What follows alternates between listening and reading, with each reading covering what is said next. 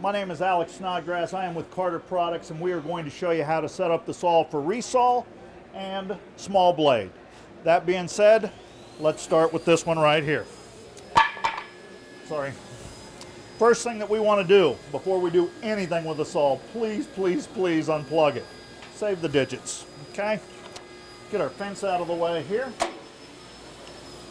We're going to take our table off the saw. Anytime that you do a full adjustment on a bandsaw, take the table off. It will make it 1,000 times easier to adjust the saw. You'll be able to see the upper and lower guides and how they work with each other, okay?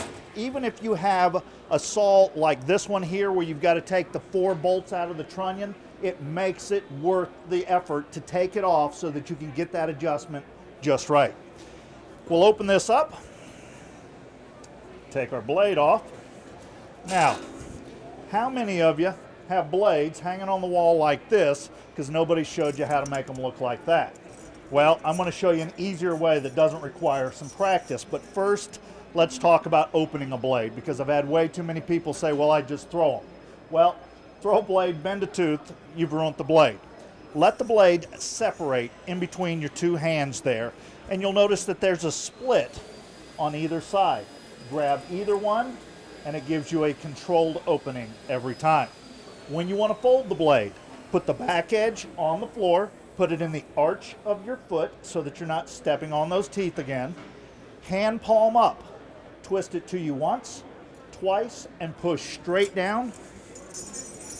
Perfect fold every time. No practicing. All right, set that right there for the moment. Now, I'm going to start de-adjusting every one of these guides, opening them up because I want y'all to see step by step how we adjust this saw.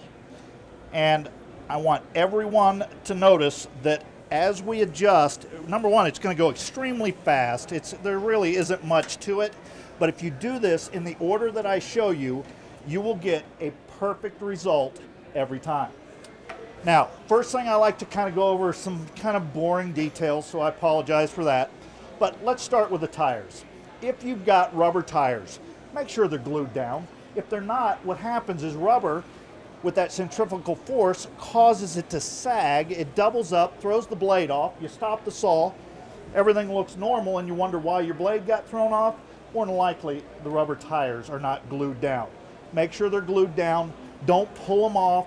Put glue on them and try to stretch them back over. All you're going to have is a bunch of glue running down the front of the wheel. Raise it up with a screwdriver or anything. Usually contact cement has a dauber on it. Just kind of run around the tire, both top and bottom. You're good to go. Do not replace rubber tires with urethane tires hoping to get better performance. It doesn't work that way. Urethane tires last longer and don't require glue, so they're the natural replacement if your rubber tires are worn out. But remember, a tire is nothing more than a separation from a steel wheel and a sharp steel blade to keep them from touching and dulling your blade. So again, don't replace your rubber tires for urethane just for better performance. Now, what we're going to do, we've got all of our guides opened up here. We're going to install our blade. We'll go over one more thing before we get into our adjustment. But before we get into our adjustment, I also am amazed. I've been doing this for about 22 years, so I've had a day or two of practice on a bandsaw. But when it comes to putting a blade on a wheel, I'm amazed at how many people tell me the blade should be in the center of the wheel. That is incorrect. The deepest part of the gullet should always be in the center of the wheel. Here's why. And by the way, let me clarify, the gullet is the space in between the teeth. The deepest part of that gullet is what should be in the center of the wheel. Remember, a wheel is crowned. If you put the blade in the center of the wheel, those teeth are out there in no man's land, unsupported, and you're going to get a cut like this. Back them up so that the deepest part of the gullet is in the center of the wheel. Now the tooth is supported, and here's the second thing. These side guides that you have to adjust front to back to compensate for the different size blades, you'll never have to move again because it doesn't matter whether it's an 1/8 or a 3/4 inch blade, the deepest part of the gullet is always in the same spot. That means the side guides never have to be moved again, okay? Now, when it comes to tension, you want to make sure you set that before you begin to adjust the guide. You can follow this gauge here on the back. I'm not a big fan of it because if you aren't using computerized welded blades, say somebody welds a blade an 1/8 inch long or an 1/8 inch short, this now lines up in a 1/4 inch different spot because you've got two sides of the blade. You can use this as a nice reference, but not a guarantee. Before the guides are set, with absolutely nothing but a blade on the wheels, tapping on the side of the blade, you should get no more than 1/8 inch movement either direction. Not pushing, not just tapping with one finger. You should get no more than an 1/8 inch. And it doesn't matter what size the blade is. Could be the large blade or the small blades.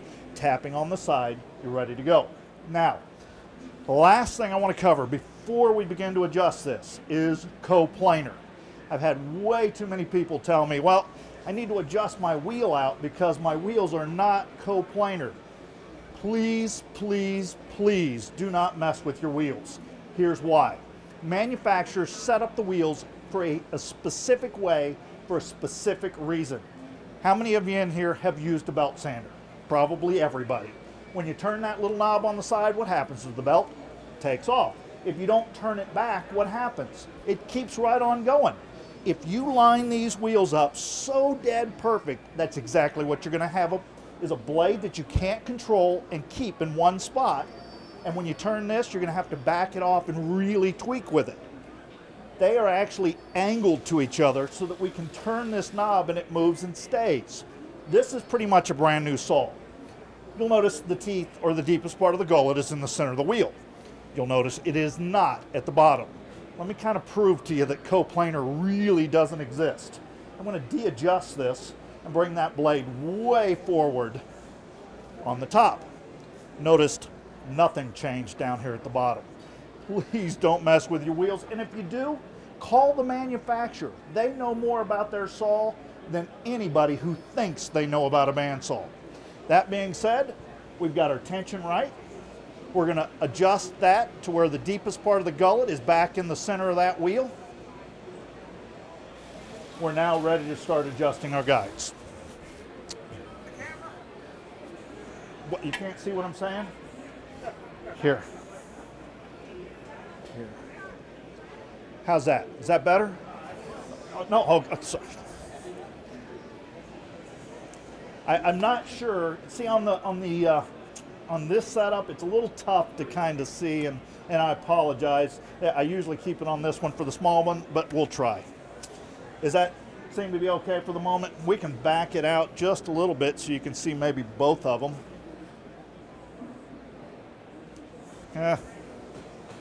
We'll bring it down so you can see both. Sort of. I'm trying. All right, now we've got step number one, making sure the deepest part of the gullet, center of the wheel. Step number two, tension. Step number three, the side guides, where they should be on the blade.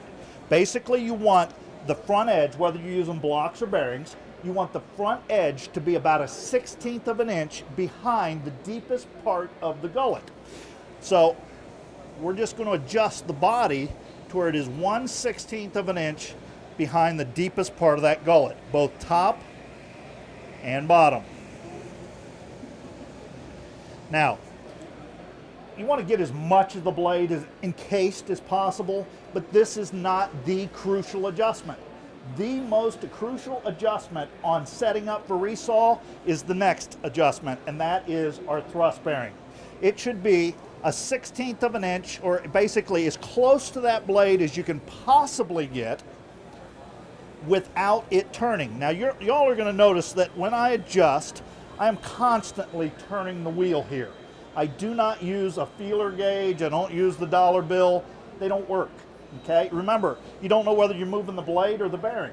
So turn the wheel, because you've got a spring, soft tires, and a flexible blade. The only way to see what is actually happening is by turning the wheel. Now, you can see that we're so close that it's touching just occasionally. Back that up just a little bit. And this may take a couple of adjustments. Make sure that you get this one right. If you get this one dead on, you will have absolute perfect resaw every time. See what happens if that bearing is turning before you begin to cut. You're pushing on the back edge of that blade, causing the front to flex one way or the other. There are generally two reasons why a blade is going to drift. One, the teeth are not in the right spot on the wheel. Two, you're pushing on the back edge, causing the front to deflect one way or the other. So let's do the exact same thing down here to the bottom. Now, there's a way to determine whether or not we've got this just right. I'm going to show you what that is.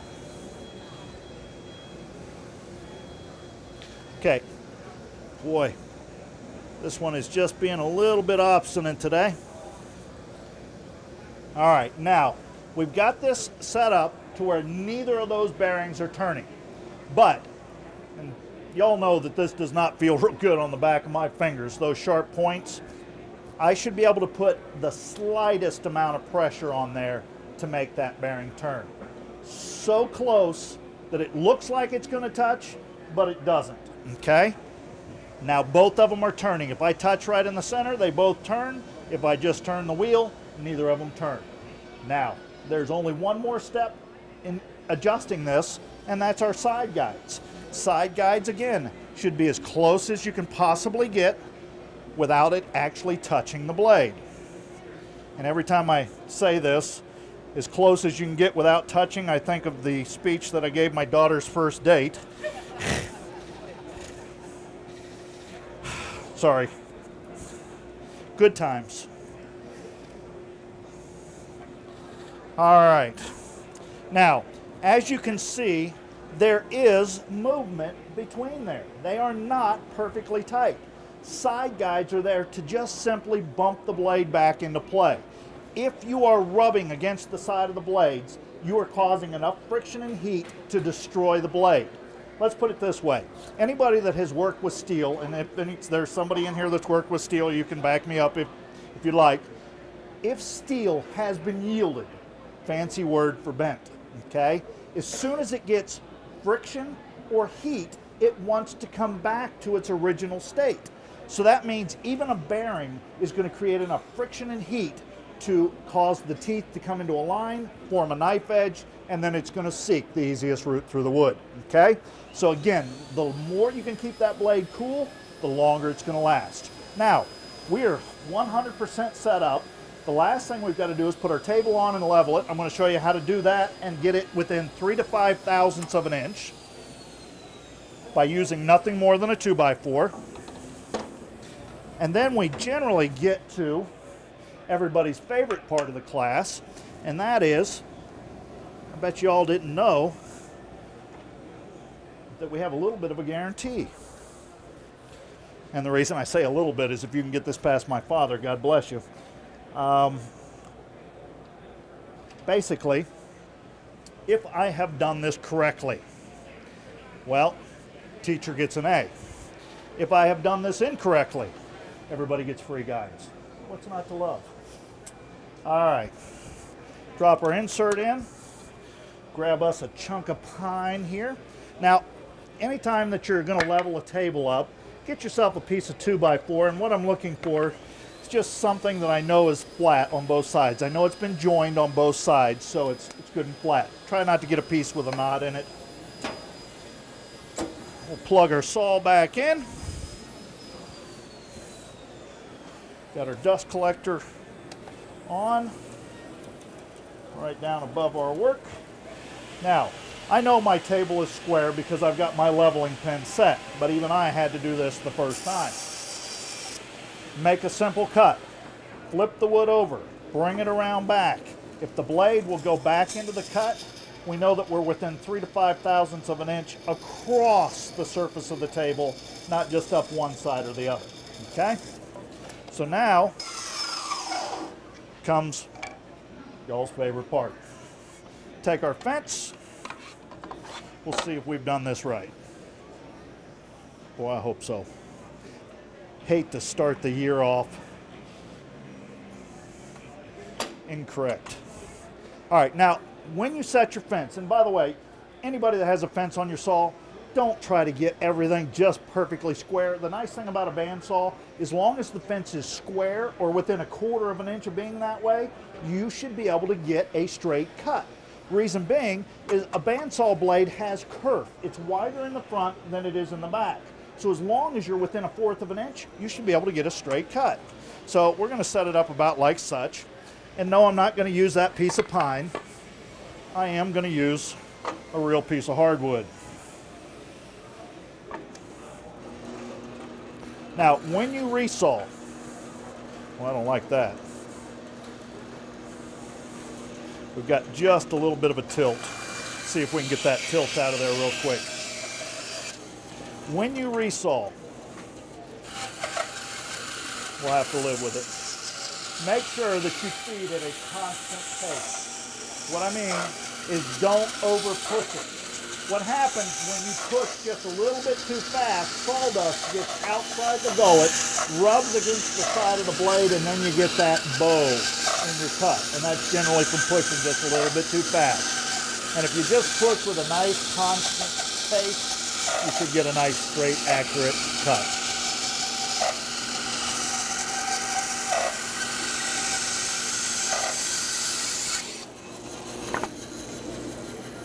How'd we do? Dead on, accurate, end to end, just right. Now, we'll let y'all pass that around. Now, as far as top to bottom, again, for some reason we got just a little bit of a tilt. If you're going to do some extremely tall wood like this, make sure that your fence is as tall as whatever you're cutting. That way you've got support and you don't get that tip or tilt, okay? All right, now that goes over resaw. Yes, sir. Oh. Well, you were raising your hand. Now you got to ask a question.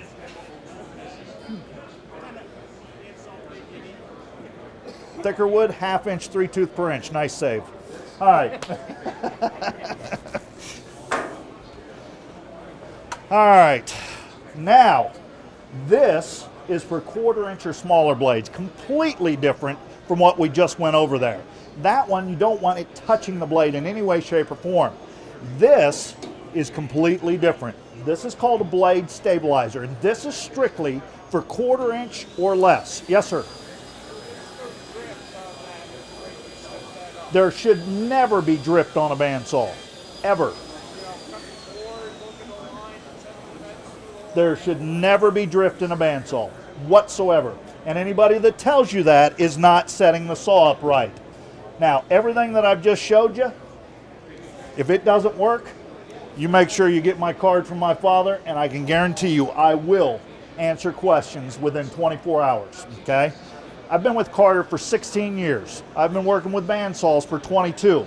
Everything that I've just told you wasn't something that is in a book. Matter of fact, any book you pick up will tell you put the blade in the center. Any book will tell you make sure everything's coplanar. This is my own personal experience, so take it for what it's worth, okay? All right, now, you'll notice I do not have to take the table off on this unit because there are no guides underneath the table to adjust. If you've got guides like this, just back them away. This is a specific guide that is for 1/4 inch or smaller, okay? It is set up so that, number one, make sure we've got it unplugged. Number two, we're going to adjust that blade so that the deepest part of the gullet is where? Center of the wheel. Take the stabilizer, drop it right into place. Bring it up against the back edge, and I think we can see this on there. And you want to push the blade forward 1/8 of an inch. Spring load that blade. Tighten it. Now the first time we do this, and this you may want to take a look at here as well, on the wheel. Don't do that again. Notice the blade comes way forward when I roll the wheel because I've pushed it forward here. So we're going to use our thrust adjustment to bring it back so that the deepest part of the gullet is back in the center of the wheel. That way the blade is sprung into the groove. How many of you have tried to cut into something and back out only to have the blade pop off the saw? This eliminates that. How many of you would like to be able to get perfect straight up and down cuts when you do bandsaw boxes? This takes care of that. How many of you would like to be able to turn within half the distance that you would normally turn with any blade? We don't have side guides, so now the blade can flex. But here's the best part. When you cut on a bandsaw, most of the time you kind of feel like it's hard to make the turn. That's because with a guide like this, the back edge can pivot and move and slide. So that means the center of pivot is constantly changing on the blade, making it very tough to follow a line. Now the back edge is in a groove. It can't move. Poet and didn't know it. Okay? Now the center pivot never changes, so that means it makes it much easier to follow a line and cut. Now, let's close this up. We want to make sure that our table is level.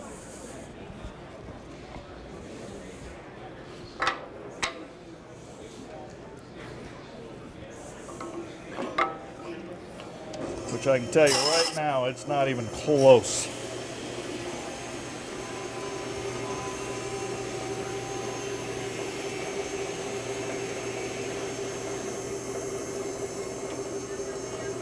Oh, sorry.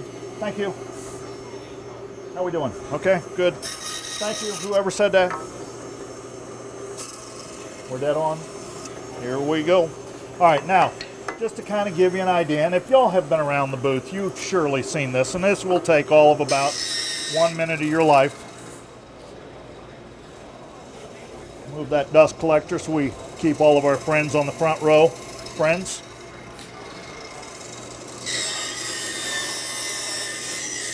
What I'm doing here is a simple three-dimensional cut. Anytime that you do something three-dimensional, you want to cut the front. You want to cut the front. I'll tell you right now, we just lost power.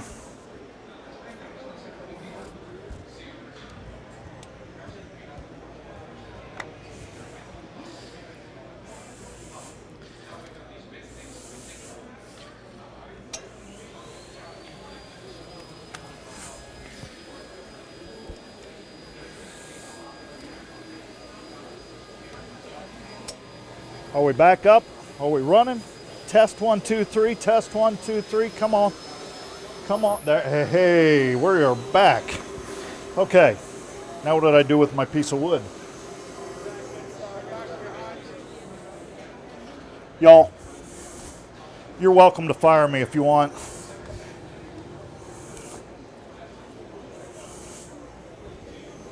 We lost juice. We're back. Thanks, Pop.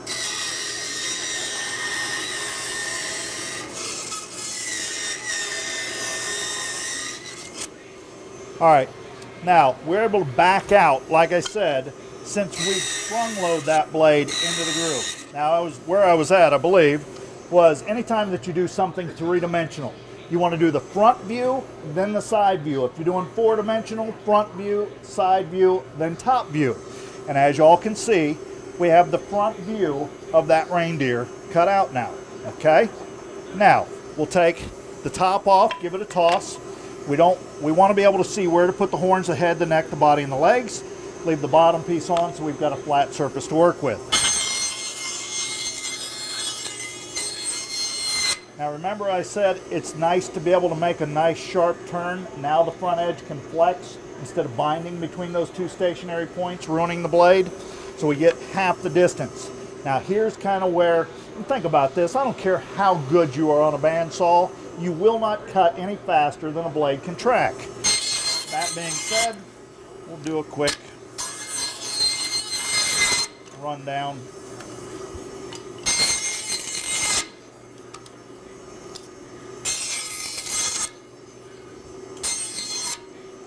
Of our deer, okay? I will pass that around. Look at there, reindeer can fly. Okay, next thing we want to do is, yes sir? Absolutely, and as a matter of fact, you can change them in and out in less than 1 minute, but I've tried not to Carter commercialize this, so I'm trying to make sure that we stick with the program. So I promise you, after the class, I will give you all a Carter commercial, okay? Now, next thing that we're gonna do is our bandsaw box. We'll just use a little of this green wood. Slide right by y'all here. Pops, can I get a marker, pen, something? Thank you, sir. Now, if y'all have seen these boxes up there, they're pretty basic, okay? There's not a whole lot to them, but you can't really tell where they're cut in at. You always want to follow the grain. That way the cut line looks like a grain line and people can't really see where you cut in. We'll just use a piece of this old green wood here. And all we want to do is just kind of trace around it. Now, all bandsaw boxes are made pretty much the same. And yes, I did just steal his pen. So what we've got here is just the outside design of the box. We'll just follow that right on around.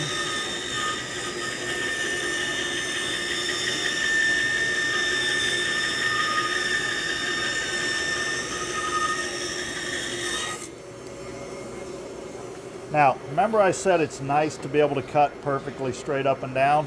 I wasn't kidding, especially in thicker wood in bandsaw boxes. So now we've got the outside design cut, okay? Now we're cutting green wood, so I shouldn't have to move the dust collector. It should drop down pretty quick. Now, if y'all do not have a quick release on your saw, if you don't have two saws, you're gonna probably want one of these if you start doing bandsaw boxes, because you will see how many times I swap from saw to saw to do this one little box. So we've got the outside design cut. We're going to set our fence up to where it's about, maybe 1/4 of an inch. And we'll just cut that box off. And I just don't have any place. Usually I set it right here on the table, so we'll do that. We've just cut the back off. Yes, sir? Now, why did you go to that blade? Because we need a straight cut. And when you glue that back on, you don't want that edge wavy at all. You want a nice, straight, accurate cut. Now we've cut the back off. We can see that our grain is running in this direction. So we're just gonna cut in and around and leave maybe 1/4 of an inch all the way around.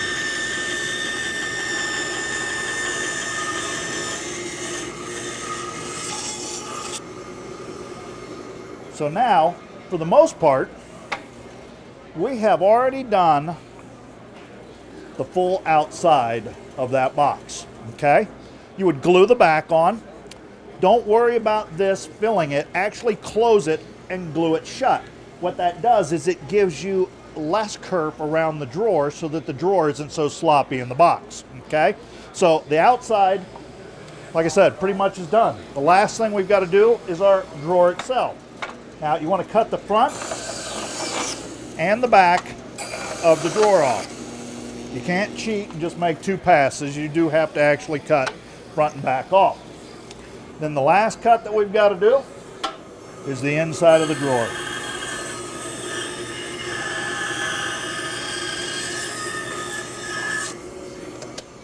Now, if you look up here, you'll notice that some of these boxes, they look identical, just one smaller than the other. That's because what I've done is I take the last piece and just start over and just slowly make some progressively smaller boxes. Take our drawer.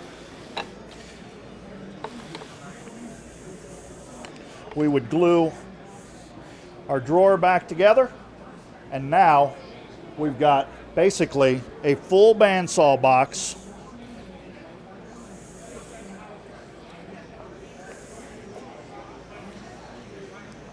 Don't make me look bad now, come on. And you got your full bandsaw box, okay? Now, as you can see, 90% of the work is in finishing it. That's why I don't finish, okay?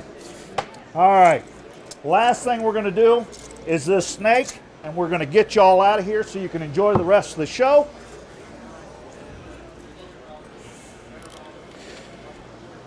And then I'm gonna turn y'all over to my father's capable hands, and I'll be glad to answer any questions that you may have as well.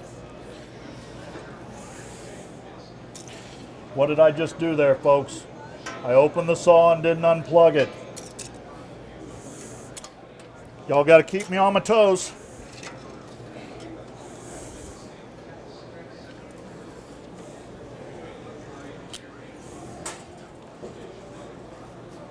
Oh, okay. We'll just open up another 1/8 then. I thought that was a 1/8 that was hanging up there. I was, what, huh, when? What did I do? Oh, gotcha. Thank you. Thank you.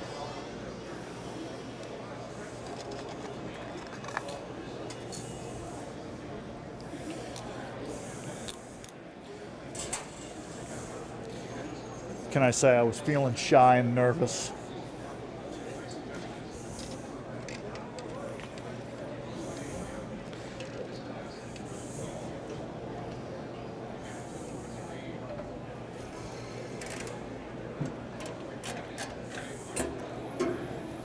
All right, now all we did was just switch that little old 1/8 or that 3/16 for a 1/8 because we've got to be able to do some real tight turns here. Now, anytime that you do snake work, flex work, first thing you want to do is shape the snake in whatever shape that you want.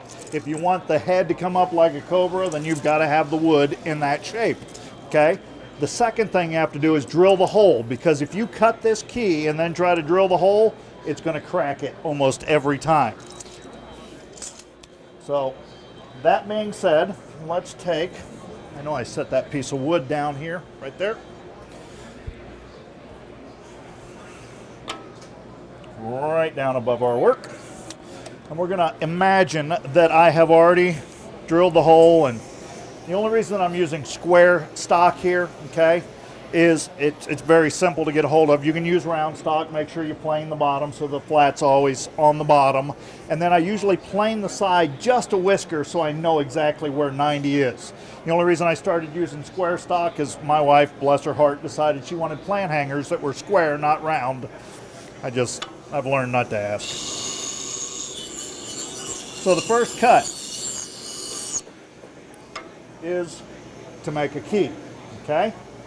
Now I'm going to lay this, I can't get near that. I'm going to lay this on the table. You want to make sure that you lay this out in the order that you cut it. You get it out of order, I'll tell you right now, a day is a terrible thing to waste. They are impossible. If I get them out of order, I throw them away. That's how tough they are to put back together. Now, from here on out, it's the same cut. The best accessory you can get for doing snakes is an iPod. They are the most boring thing in the world. I don't care whether you like Pink Floyd, Bill Gaither, Garth Brooks, Bach, Beethoven, get an iPod because you're gonna need it. Remember the four corners of the table, starting with 1, 2, 3, 4, in that order. The wood is pointed at 1, straight, 2, straight, 3, straight, 4, and out. There's one piece, okay? Rotate the wood 1 time. Again, with it pointed at 1. Straight, 2, straight, 3, straight, 4, and out. It's 2 pieces.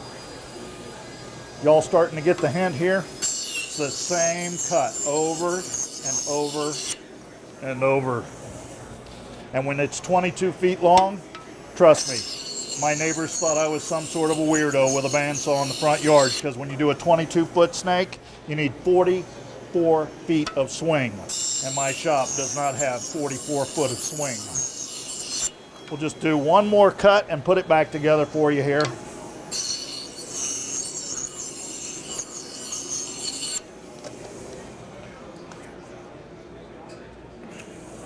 And all we're doing is just sliding everything back together the exact way that we cut it.